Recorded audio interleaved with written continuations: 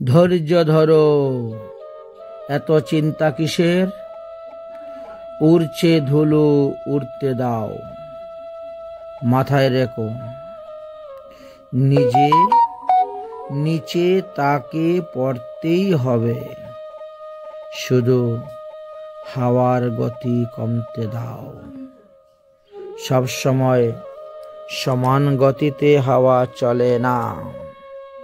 যখন হাওয়ার গতি বেশি হয় তখন ধুলো উড়বে, আর যখন হাওয়ার গতি কমে যায় তখন ধুলো আবার মাটিতেই পড়ে যায়।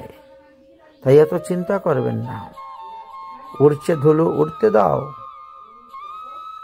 একটু সময়ের অপেক্ষা করো, ধৈর্য ধারণ করো। ধৈর্যই মহতের গুণ, ধৈর্যই মহতের লক্ষণ। মহৎ হতে গেলে একটু ধৈর্য ধারণ করতে হবে। তাই ধৈর্য ধারণ করো, দেখবে আজ যারা তোমার মাথায় উঠে নাচতেছে তারাই একদিন তোমার চরণ তলে এসে পরে দণ্ডবত প্রণাম করবে। অতএব ধূলি বাতাসে উপরে উঠবে, কিন্তু বাতাসের বেগ কমে গেলে আবার নিচে পড়ে যায়।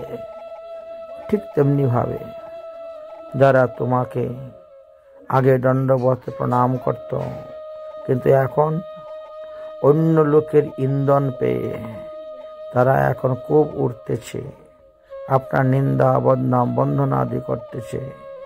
একদিন দেখবেন তারাই তাদের ভুল বুঝতে পেরে এসে তোমার চরণে পড়ে ক্ষমা ভিক্ষা চাইবে।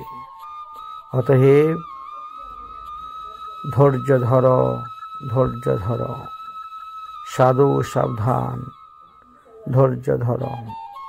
দেখবে সব সমস্যার সমাধান একদিন হবে, সমাধান তুমি পাবে। যদি ধৈর্য ধরে পড়ে থাকো তাহলে তুমি তাহা সচক্ষেও দেখে যাবে।